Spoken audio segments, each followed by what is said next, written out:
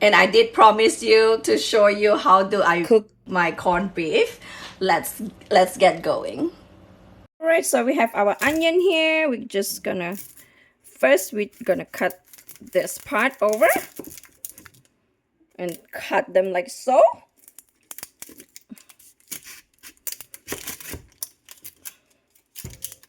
And then we can keep this.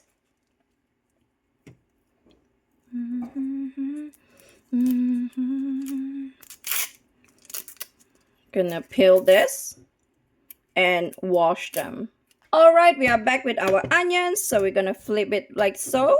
We have different types of ways to cut our onions, but this time around, because since I'm gonna cook the corned beef, so I'm gonna cut the onion this way.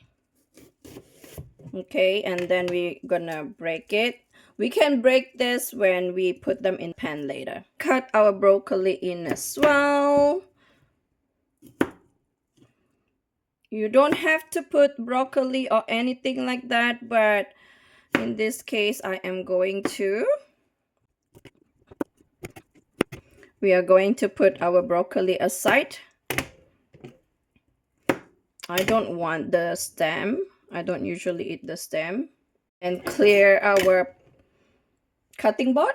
As usual, we're gonna heat up the pan and we're gonna put in our oil. Just a little, not so much.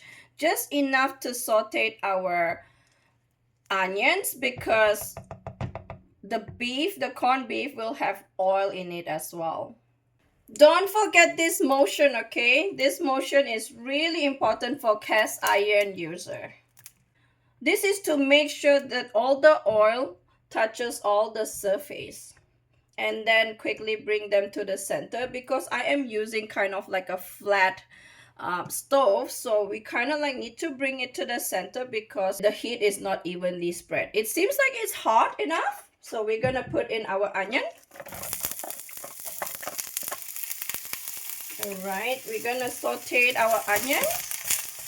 So we can break the onion here.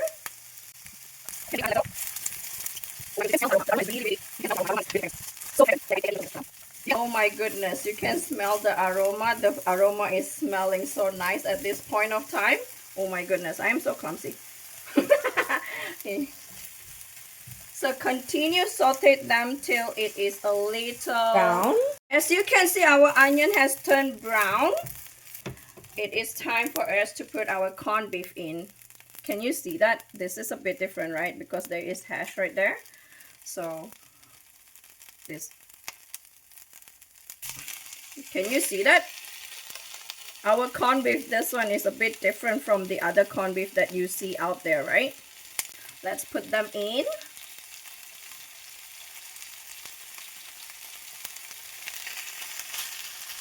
Be careful with the sharp edges, okay?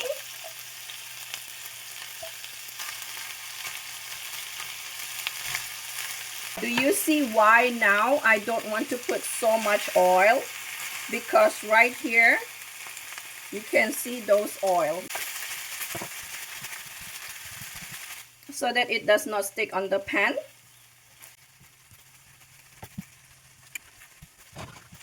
You can see that it is actually kind of soft.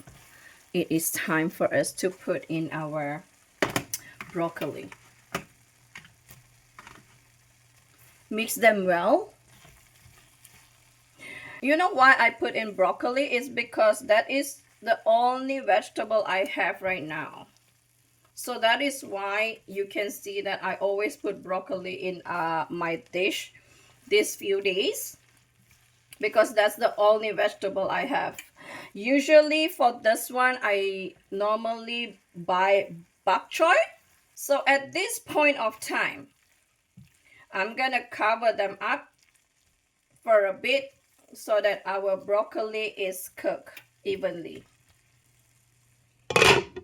Okay, so about 2 to 3 minutes, we can take off the lid and kind of assess the situation. Can you see that this is a bit darker green, right?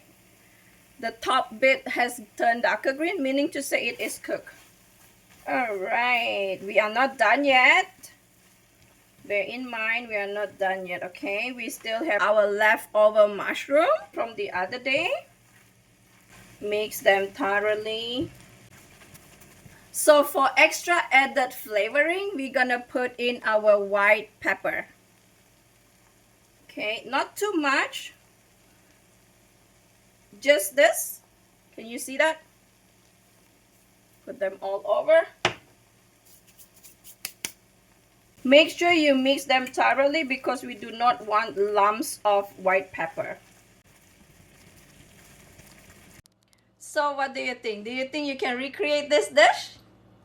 Let me zoom it in for you. Can you? It's really delicious. And also, if you do notice, why do I always cook one pot dish? Because this is how I roll in my kitchen. So how can you enjoy this dish? You can put them in the wrap and wrap them and eat them just like that. Or, just like me, you can accompany them with rice. For more delicious dish like this, please make sure you click the subscribe button. I see you on my next video.